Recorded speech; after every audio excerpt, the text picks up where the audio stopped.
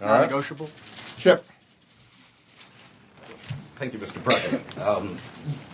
Following up on Major's question, some Republicans on Capitol Hill, John McCain and Lindsey Graham, for example, have said that up to this point, your response on Iran has been timid and weak. Today, it sounded a lot stronger. It sounded like the kind of speech John McCain has been urging you to give, saying that those who stand up for justice are always on the right side of history, referring to an iron fist in Iran, deplore, appalled, outraged. Were you influenced at all by John McCain and Lindsey Graham accusing you of being timid and weak? What do you think? Look, I think John McCain has genuine passion about many of these international issues. And I think that all of us share a belief that we want justice to prevail. But only I'm the President of the United States. And I've got responsibilities in making certain that we are continually advancing our national security interests, and that we are not used as a tool to be exploited by other countries. I mean, you guys must have seen the reports. They've got some of the comments that I've made being mistranslated in Iran, suggesting that I'm telling rioters to go out and riot some more. There are reports suggesting that the CIA is behind all this, all of which are patently false. But it gives you a sense of the narrative that the Iranian government would love to play into.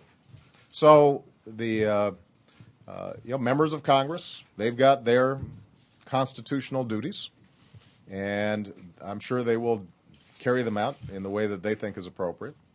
I'm President of the United States, and I'll carry out my duties as I think are appropriate. By speaking so strongly today, aren't you giving the leadership in Iran the fodder to make those arguments that it is about the United States? Look, I mean, I think that we can parse this as much as we want.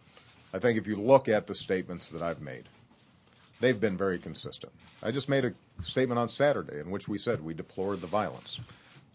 And so I think that in the hothouse of Washington, there may be all kinds of stuff going back and forth in terms of Republican critics versus the administration. That's not what is relevant to the Iranian people. What's relevant to them right now is, are they going to have their voices heard?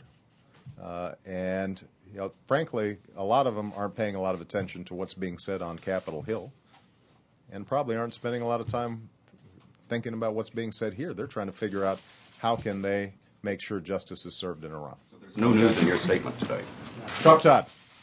Mr. President, I want to follow up on Iran. You have avoided twice spelling out consequences. You've hinted that there would be from the international community if they continue to violate, you said violate these norms. You seem to hint that there are human rights violations taking place.